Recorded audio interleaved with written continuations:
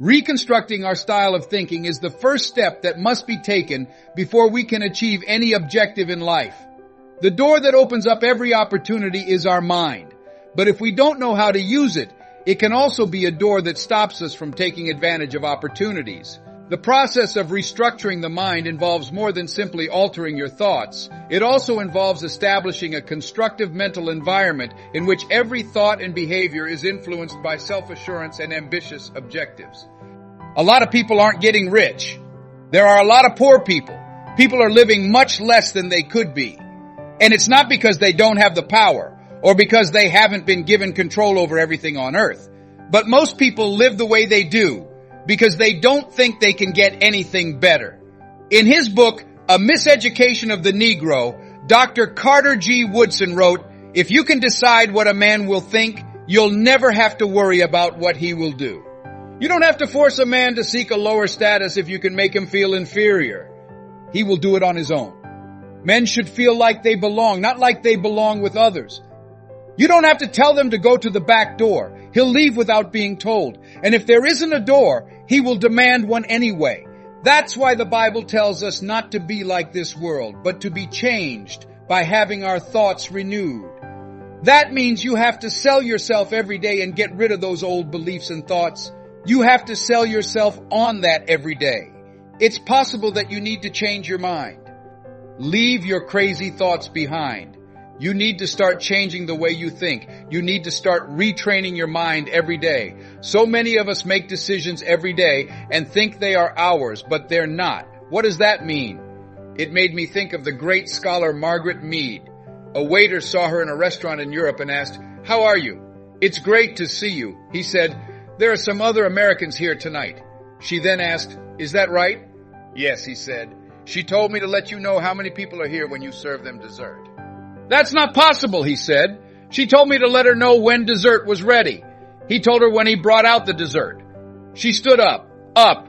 It took her a while to figure out how many Americans were there, but she finally found 65. He was shocked when he saw the party list. He asked, "How did you know that?" She said that's because people in Europe eat cake or pie slices from the back to the front. In the U.S., we eat cake or pie slices from the front until they reach the back. Some people eat pie cakes from the front to the back. How many of you do the same? Please raise your hands. Okay. What else are you thinking about? What else do you do without realizing it that you don't know about? I'm going to say something and then you need to answer. Please end it for me. Winston, it tastes good. What kind of way? How many of you don't even smoke? Winston. But Noah, please raise your hand.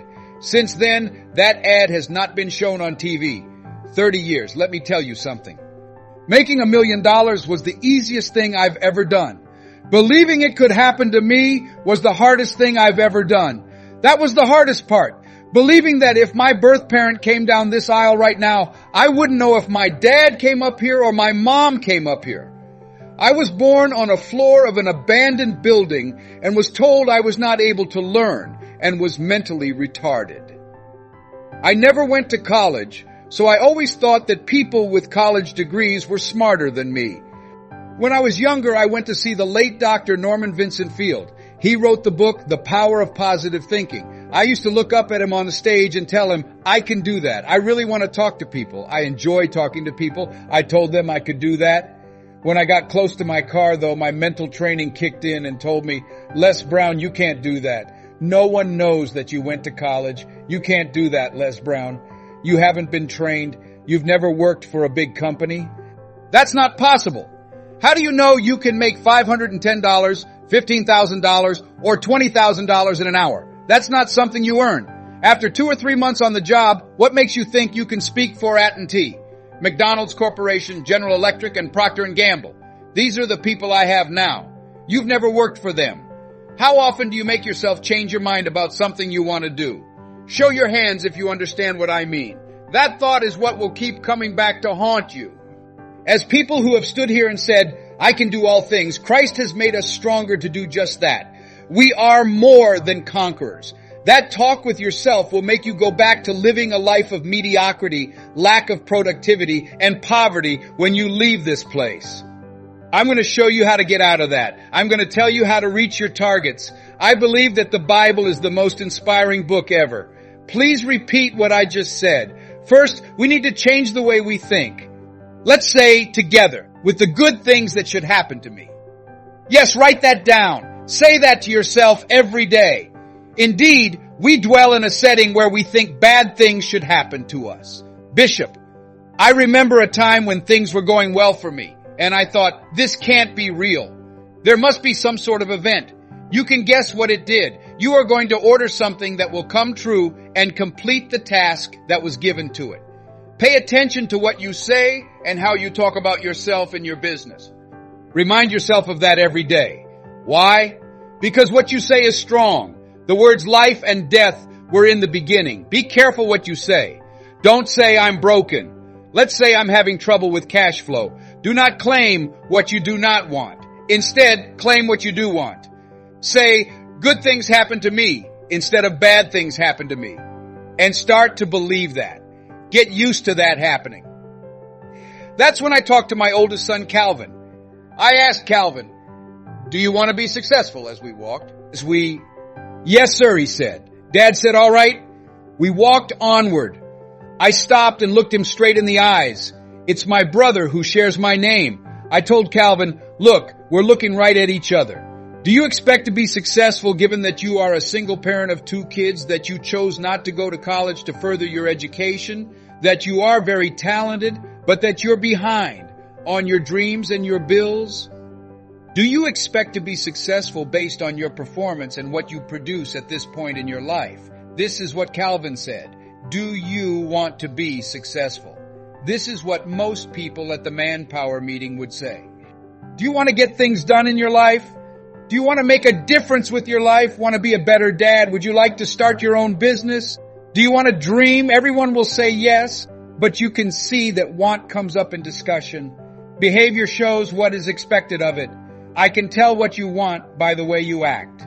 Because of this, the Bible says to judge a tree by the fruit it bears, not the fruit it talks about or claims to bear. Instead, judge it by what it does. Check out what you do when you leave, the music stops and the yelling stops. Your actions, writing down your plans to get your GED, and your choice to sit in class with kids who are young enough to be your grandkids. You should decide to offer a product, an idea, or a service so that you can start making money and adding value to your life. What's more, ladies and gentlemen, it's very important that we start to learn how to make money. This is not about liking money. You see, I think that not having enough money is the cause of all bad things. People steal to get money. For money, people are killed. When unemployment goes up, people go to jail for money. When unemployment is high, crime and violence are most likely to happen in those places. In our town, 10,000 children and women are abused every time unemployment goes up by 1%. 1. Having money changes your life. I have never wished to be wealthy. Making myself feel good is all I've ever wanted. How many of you ever really want to be at ease? Raise your hands. Then I understood that to be happy, you need to be wealthy. Zigzag is an old friend of mine. Some say that money won't make you happy, but everyone wants to know for sure. People like Rita Davenport say that money isn't important, but it's pretty close. Also, guys, let me tell you something. Women will find something cute about you if you have money, even if you're as humble as I am. He has the same earlobes as Denzel. Honey, money does matter. I was really poor once. When debt collectors called, my kids would answer the phone and say, "My dad, he ain't whole." I'm really happy that I broke it. I walked by a bank one time and set off the alarm. I'm telling you, being poor stinks. Do you hear me? Please repeat after me. I will never be poor again. Yes, write it down. I promise that I will never be poor again. Never. I will never be poor again. First, let me tell you what money does. You are in charge of your life. Note that down. Number 2, it lets you choose. Third, it lets you live a life of service to help with things you care deeply about, like the work that this church and Project 2000 will do to change the lives of young people. He thought that if we could have low-level football, baseball, and basketball teams, then we could also have low-level doctors, cardiologists, and endocrinologists. So he is now setting up an organization called Project 2000 to teach our young people how to remake themselves as we move into the next century. Peter Drucker called this time the era of the 3 Cs: fast change, too much complexity, and fierce competition. Here's the first thing you need to do to get rich. Write this down if you plan to do it. To get what other people won't have tomorrow, you have to be ready to do the things they won't do today. The Book of Life said, "The road to life is straight and narrow, and few will find it." This is because not many people are ready to do the things that other people won't do today in order to have the things that other people won't have tomorrow. What are some things people won't do? First, make rules and follow them, a big part of your life. How many of you know that you would be further along in reaching your goals if you had been more disciplined? Socrates said that life that isn't controlled is crazy right now. The path to happiness is straight and narrow because few people are willing to follow it. Another thing most people won't do: allow yourself to fail. 85% of people let their fear of failing get in the way of their desire to achieve. Please repeat after me. If you want to do something, you should do it badly. We have been told that anything worth doing is worth doing right if you know how to do it. If you don't know how to do it, it's worth doing badly until you do it right. You bet, and I wasn't there. I bet that Bishop T.D. Jakes did not have the command when he stood up to speak for the first time during his trials. He didn't know how to do it. He didn't believe in himself. He wasn't deep enough. He wasn't able to understand and chew on the Bible like he did last night when he first started. Write this down now. To be great, you have to start, but you can't be great until you start. I stood up and my mind went to rest the first time I spoke. When I looked at the crowd, I felt scared. I had to talk about a play at school. We're about to begin. Leaving. Dear Mr. Washington. Hey, Mr. Brown. Mr. Washington, where are you going? I'm unable to think, sir. I'm not sure. Did you work on it? I did, sir. What's wrong with that? What made you say your lines? I'm not sure, sir. When I looked at him, I felt like everything was gone. I'll do it another time. Please, sir. Not at all. Come back outside. Hey, Mr. Brown. Dear Mr. Washington, I'm going to mess up. Sir, please don't send me out there right now. I'm going to mess up. Mr. Brown, you will always run if you start running now. In order to get better at something, you have to do it badly at first. What's with that movement? I need to go. Sir, go to the bathroom. Hey, Mr. Brown, come back outside. Yes, sir. We've started a play called 12 Angry Men, which is being led by Mr. Leroy Washington. I then ran away. Hell foul fell the next day. How are you, Miss Brown? They followed me around. They said awful things about me. The next time, something else came up. Mr. Brown, you're up, Mr. Washington said. I told him no, Mr. Washington. No, not him, says everyone. I told Mr. Washington that they were right, not me. Mr. Brown, he said, you're up. Yes, sir. I then left. Soon it didn't bother me when people laughed at me. They would throw paper at me, and I could catch it without looking away. Then I came out one day, and everyone in the crowd went silent, because there was something about me that made it clear that I was real, and that Mr. Washington had been helping me prepare for a talk. I turned to the crowd and said, I choose not to be a common man. I have the right to be different if I can. I'm looking for chances, not safety. As a citizen, I don't want to be kept down and dull by having the government take care of me. I want to dream and build, fail and achieve, and take the risk that makes sense. I'm not going to live off of scraps. Life's challenges are better than a life of ease, and the thrill of satisfaction is better than the dull calm of utopia. I will no longer be afraid of any boss or threat. It's in my blood to stand tall, proud, and fearless. To stand tall in front of everyone and say, I did this. Girls stood up and said, hey, that's my boyfriend. I'd rather have a baby that is less brown. I didn't start out that way, though. You're unique. You are talented and skilled in ways you are not even aware of. So, how do we start making money? I'll give you some thoughts. First, write this down. Know-how. What? You know a lot about this market. Skill is one thing we need that people are willing to pay for next. What skill? Dion is good at playing football. That wasn't something I was good at. My skill is telling me something. I think you're successful if you can find someone to pay you to do what you love. People pay me to talk, so I do it. I talk. I bought a game I made in this country called Beard Wisps. I play pool while I talk. I stand for it. You have to tear up your cards and break your cue stick, because I say a lot of crap. I mess with you? Boston has never been on your list. I'll take you there. That's how I learned to talk trash and make a point, okay? So I talk trash too at and T for a living. There are times when I make more in an hour than most Americans make in a whole year, doing what I love and have become good at. You want to get better at what you do, figure out what you enjoy doing. I like to talk. Bible reading is another important tool that tells us what we need to do to grow. Luke 12:34, your heart will be where your wealth is. What do you really enjoy doing? After that, look into how you can make a living doing that. I like to cook, write, paint, work with numbers, and talk to people.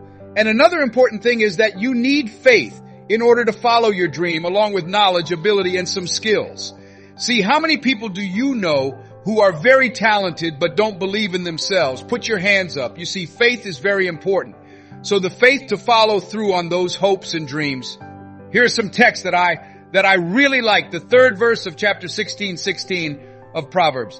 Give your work to the Lord and your thoughts will be set. To commit something means to do it on purpose. Promise to do something no matter what. Promise. What's different about the next time you eat bacon and eggs? There was the chicken. The pig did something wrong. He had to give up everything.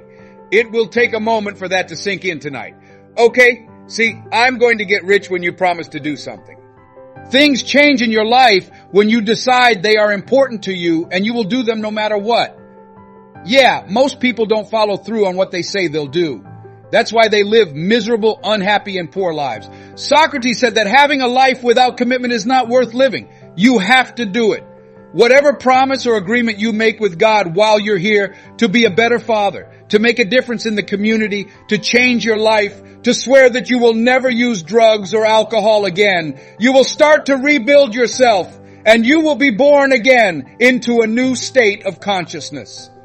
No matter what, keep the promise you make. If it's hard, then do it that way, but don't break your promise. Dear friends, mental restructuring is the first key that opens the door to success.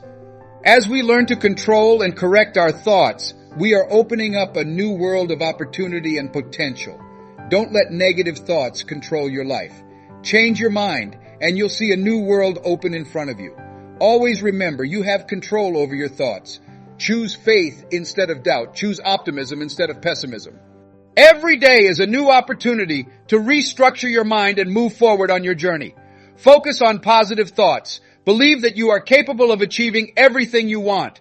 Let's start now. Accept change and grow. Listen and learn from positive thoughts and let them lead you to success. You can do it. Let mental restructuring be the first step on the road to success. Let's start right now and turn all negative thoughts into opportunities and fun.